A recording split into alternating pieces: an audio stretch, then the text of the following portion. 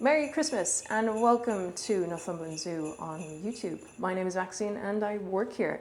And today I'm in the Rainforest Lookout because in last week's video we had a super exciting announcement as we were getting ready for the arrival of Sally, the Linnaeus two-toed sloth. She's been settling in here now for 2 weeks and we cannot believe how popular she's been since I announced her. The video that I put out on Facebook had like 80,000 views or something the last time I checked. And we've had BBC Look North here, and we've been on the front cover of the Journal, and everybody wants to meet her. We've been inundated with inquiries of people like, please, I want to give you money and you will let me meet your sloth. And it's like, it doesn't really work like that. But encounters isn't completely out of the question, but it's something that we will look at in the future once we know for sure that she's settled in and she's happy. But it's not just her that we've got to consider, it's all the monkeys that are in here as well. So it's a little bit of a complex encounter. But yeah, Sally's doing great. But before we go in and meet her, I just wanted to kind of show you a little bit of the behind the scenes of the actual transport and her arrival. So we got her from Hamerton Zoo. We transport her in a normal kind of sky kennel crate, but we just put like a little bar in it so that she can actually hang on to it.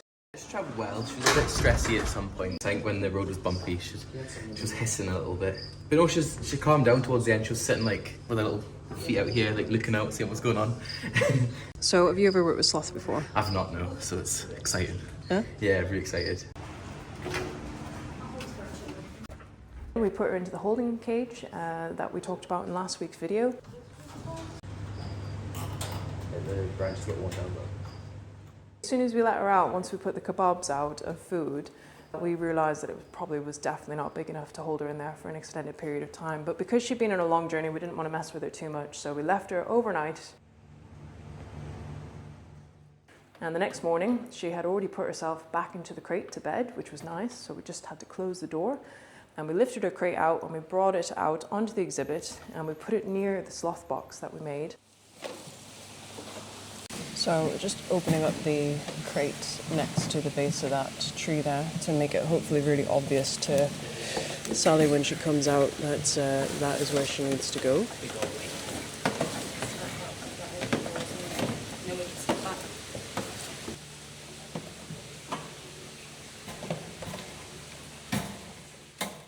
The first few minutes, kind of 20 minutes or so, she was quite like, whoa, what is going on? It's such a huge space.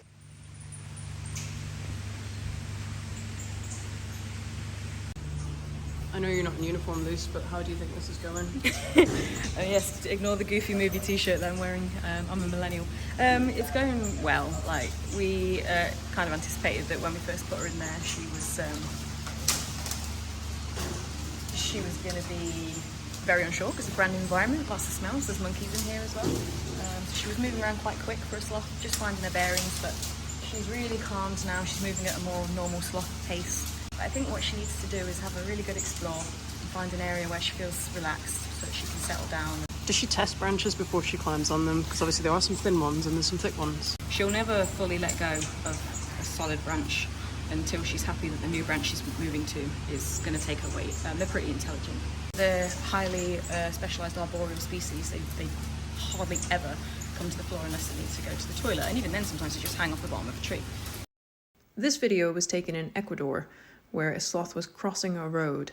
Sloths rarely come to the ground, but due to habitat fragmentation and deforestation, sometimes they have to come to the ground to move to another area, and they can move across the ground, just very awkwardly. I think she looks amazing in here. The Gueldi's monkeys, like, their reaction's really quite cool. Very inquisitive, bit of threat behaviour when she got really close.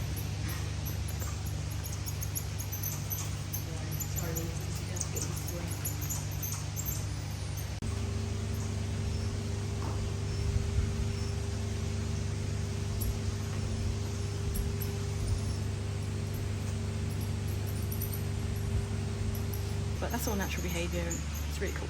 Except for the socky monkeys. So the socky monkeys are both sat right up in the corner pretending they don't exist right now. They're obviously not as brave as the little Gueldi's monkeys, but they'll warm to her. Once they've figured her out and they feel safe, they'll start moving around again and approach her, I think. And from the sloth point of view, like, she can't really see them that well. Sloths don't have good eyesight, they don't have very good hearing. They do have a really good sense of smell and they can detect vibration and stuff around them. So she'll know that they're here She just, because she was born in a zoo and she's only ever lived in an exhibit with armadillos, she's not used to primates, so she just needs to get used to them and learn what they're about. And same for them, they need to learn what she's about. She's not a threat, she's just another friend.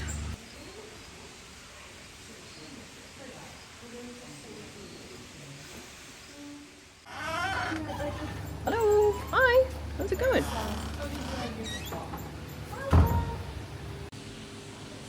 How is Sally settling in? Good in the grand scheme of things, I think, but she's got a hell of a lot to get used to and to take in.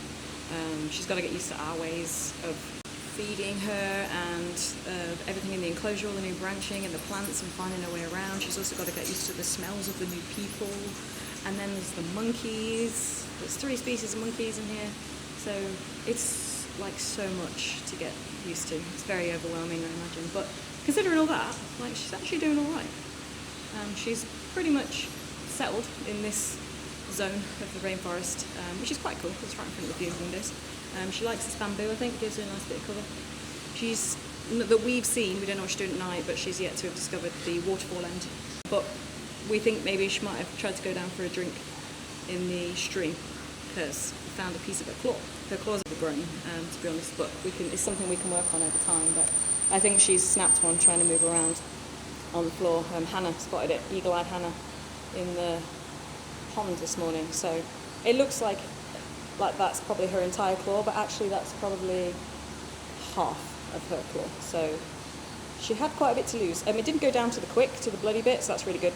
So it shouldn't cause her any issues. The only thing is there'll be a little bit of a rough end, but this enclosure will be great because as she walks around in here and she'll wear her claws on the branches naturally, that will just kind of maintain those claws for us. But we have noticed she's struggling to grasp the food a little bit with her front feet, which is a natural feeding behaviour for sloths. So they'll pick up a piece of food like this and they'll kind of hold it with the 2 claws and eat it. But she can't close her claws all the way because they're a bit long. So she's just had to adapt a little bit to that, but we'll work on that as time goes on. So one of the main things which we haven't found yet is poo. I think it's quite a well-known fact that sloths only poo like once a week, or maybe even less regularly in the wild. In zoos where they have slightly more concentrated food, they do poo more regularly. But we haven't seen any from Sally yet. We can't find it. We've searched the place. We've actually been sniffing it out because it does smell quite strong. It's quite a nice smell, a bit herbal. But we can't find any, and she's been here for 6 days now, 7 days. Her feeding pattern's been a bit off because of the change. So hopefully she will poo soon. When they come for a poo, usually they'll shimmy down a tree and hold on to the tree and like wiggle their bums around doing what's called a poo dance. She would poop at the base of a tree and you can smell it from quite a few feet away, and then she would skimmy back up the tree again. Now there are some theories behind why they come down the trees to poop, but no one really knows the reason why. One of the theories is that they're scent marking, and the reason why they believe this is because in the wild, scientists have noticed that females come down and they'll almost poop every single day, whereas normally they would only be pooping once a week. So for that reason, they tracked females that were in season, so they can only assume that it's got to be something to do with actually leaving their scent around here, there, and everywhere. So, and the other thing is if a sloth was up in the tree and it had a poop in the tree, there's probably like, I don't know, 100 bits of poo that come out, like little tiny little like, and if they did that up the tree, it would scatter everywhere, all over the forest floor, and it would be a huge indicator to predators and stuff that it's like, oh, there must be a sloth around here. Whereas if they just have a little concentrated pile of poop at the bottom of the tree, probably be less noticeable. Have you got any other fun facts about sloths? Oh my god, there's so many facts about sloths. Like, I think we could do a whole YouTube series just on sloths, couldn't we? Sloths' body temperature and metabolism is a little bit different to other mammals. They actually have quite a low body temperature, but it's actually indicative of their environmental factors. So if it's cold in the environment, their body temperature will be colder. If it's very hot in the environment, their body temperature will rise up. But another really important reason to make sure that they live in the right temperature gradient is for their digestion and their metabolism. So if they get too cold, their digestive system just stops working, essentially. It's like similar to a cow. They have 4-chambered stomach, uses microbes to break down the food, and they need to have the right temperature in order for that to work. So actually, I was reading a paper the other day about some sloths in certain parts of their wild range where the temperatures, probably because of climate change, are fluctuating a lot more, and they were dipping below 18 degrees consistently, and the sloths were starving to death because although they were eating, they weren't able to digest their food. so they were starving to death, which is mad. Wow. So really important to know exactly the right parameters for your animal, for your species, and make sure you get it right, because you wouldn't even know that she wasn't digesting. Like, how would we know that other than not seeing poop? Yeah, apparently the sloth's weight. So how much does a sloth normally weigh? Like how much? Like 8 to 10 kilos. 8 to 10 kilos. So they say that their stomachs are always full. So that means that there's never a point where they're like super empty, and that's because it takes so long for the food to digest. In the wild, it would take them roughly 28 days to digest a leaf. Obviously in captivity, we're not feeding her leaves, we're feeding her like vegetables and things that are appropriate, but it still takes a long time. And they say the best time to weigh a sloth for husbandry management is straight after it's had a poo, because it can lose something like 20 to 25% of its body weight once it's had a poo. So that's why it's really good to keep an eye out for poos, because then it's like, oh, we should probably weigh Sally today, so we can actually get a pretty good baseline of how much she weighs. And obviously she's got a lovely coat, which if you wanted to feel it, it literally feels like human hair, in really good condition hair. It just feels literally like hair. And in captivity, they're always like a brownie color, blondie color. There's quite a bit of variation. But in the wild, they would actually have a tinge of green, and that's because they grow algae in their fur. So their fur actually becomes kind of like a greeny color. Not only gives them camouflage, but it also creates its own ecosystem for them to support their own species of sloth moths and beetles. And these sloth moths spend their entire life on sloths. So they live in the fur. They can have anywhere upwards of 1,000 of these individuals in their fur at any one time. So they'll breed in there, and then when the sloth goes down to have a poo, they'll lay their eggs in the poo, and then the larvae hatch out and they eat the poo, and then they wait for a sloth to come down, and then they'll jump on the next sloth, or they'll fly up into the canopy and find a new sloth. But they don't get that in captivity because it's not the same climatic conditions. You can really see how tiny her pupils are. So these guys' vision is not amazing. And those tiny little pupils let so little light in that it's claimed that they're pretty much blind during the day because there's just too much light, which is insane. But they're not nocturnal, they're not diurnal, they're not anything. There's a particular word for it, which I can't remember. They're just active anytime, and it's completely irregular. But yeah, she doesn't have a great sense of vision. She relies mainly on her sense of smell because she's got that huge big nose. Apparently the species are resting or inactive, I think is the appropriate term, 75% of the time, but they only sleep 8 to 10 hours a day. The rest of the time they're literally just sitting there chilling out, because they are one of the most efficient mammals on the planet, not wasting any energy, and they have type 1 muscles. Can you remember what type 1 muscles meant? Type 1 muscles was used for like... Was it called slow twitch or something? Slow twitch, that was it, yeah. But it was for muscles where there isn't a huge amount of like exertion, for very slow movement like what a sloth would do, whereas we have type 2 muscles in our arms and legs for lifting things and walking. But because she's got the type 1 slow twitch muscles, it means that she doesn't react. We've heard some stories about some random stuff that happens with reactions in sloths. It's thought that sloths might be deaf or have really, really poor hearing, because apparently a gunshot was fired and a wild sloth did not react at all, like completely did not move at all. Having worked with sloths, I don't believe they are deaf. Like you can call them over and you can use a clicker for training and things, and they do appear to react to that. But it's probably the slow twitch thing that you were just talking about, is they just don't react because their muscles don't respond in the same way that fast twitch muscles do, that we have. The other really cool thing about sloths is that they are a very like prehistoric animal, like super prehistoric. Over 80 different species of giant sloth that apparently existed. I don't know how they determined this. Fossils, I guess. Well, I know, but 80 different fossils of sloths. I mean, that's insane. But if you go to the Natural History Museum in London, there's actually a skeleton of a giant ground sloth. And these sloths were 6 meters tall, right? And they used to dig tunnels, these huge tunnels, and there's actually some tunnels in South America where you can go in and see them. I think the longest one was 2 kilometers or something that was dug in. Insane. And these are directly related to those historic ground sloths. But they're also closely related to armadillos and anteaters and that weird kind of family of Xenartha is what they're called. They've got 23 sets of ribs, so that means they've got 46 ribs in total, and that makes them really, really strong for when they're hanging. It really like supports them. They've got like abs, like serious abs. Whereas humans only have 12 sets of ribs, so we got 24. ribs in total? Oh god, how do I know this about sloths but not humans? It's totally fine. And they've also got, they're the only mammal in the world that has a backwards hair parting. So our hair or fur or whatever is obviously on the top of our head and it goes down our back. Sloths, their parting is on their front. So because they're hanging upside down all the time, their hair parting is on their belly and then it goes round to their spine. So it actually goes away from them instead of like coming towards their belly. But you can understand why, because they hang upside down all the time. Just like bats, they've got those special valves in their veins so that they don't have all the blood rushing to their heads as well. Fact number 50. Fact number 50, let's go for it. Welcome back to Facts About Sloths. They have locking tendons in their feet as well, which means it works in the opposite way to ours do. It means that when they grip, they don't have to use any energy, whereas we do. So our resting hand is open, their resting hand is closed, locking tendons, just like the bats, and that's how they're able to hang without using any effort. So much so that sloths have been found dead still hanging in trees, which is mad. She seems quite shocked about that fact. Hello. Keep giving her hairs unless you like the camera.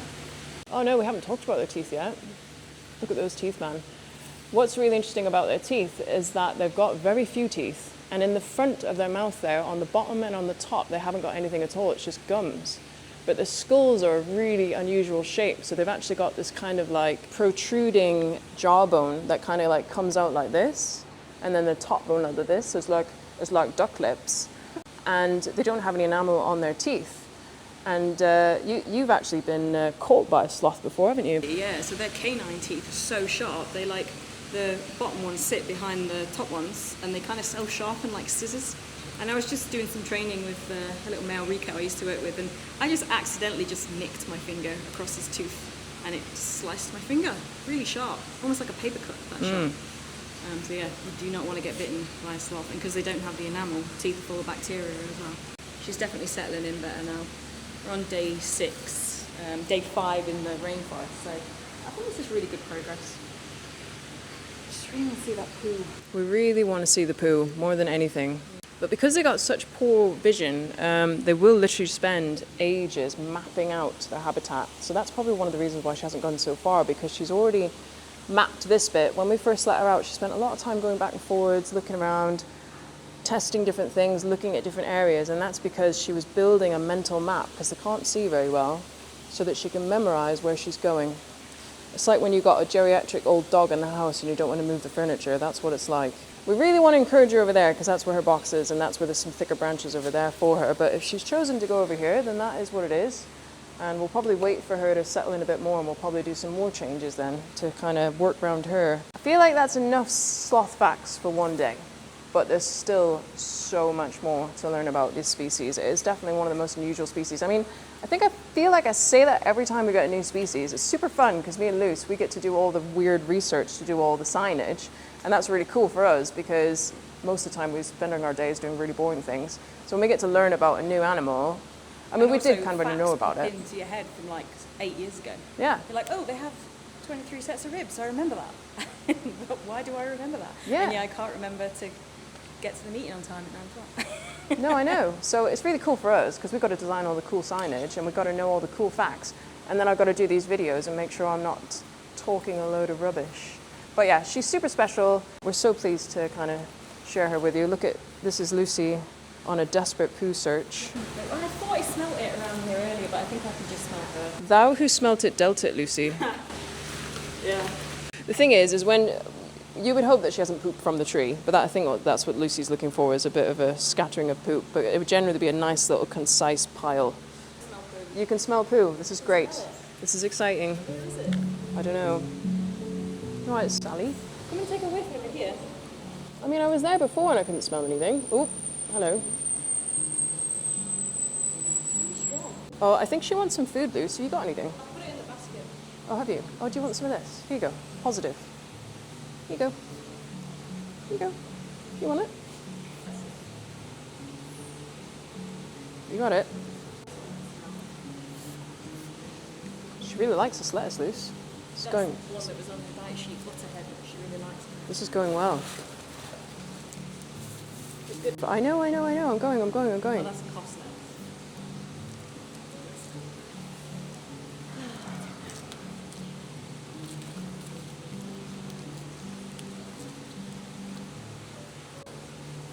Here you go.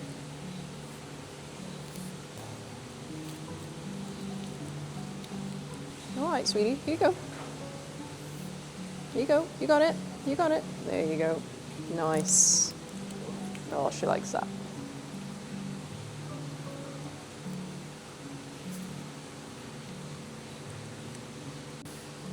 I'm afraid that's all there is. Meanie Lucy didn't bring enough for you.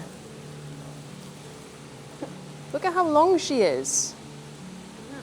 Wow. She's like a snake. And look at how weird that back leg is like bent round in such an awkward angle. Oh, they've got such flexible joints, haven't they? Well, we hope you've enjoyed this video learning all about Sally the Sloth and sloths in general. And if you haven't done already, please do remember to like this video and subscribe to the Northumberland Zoo YouTube channel, and we shall see you next time.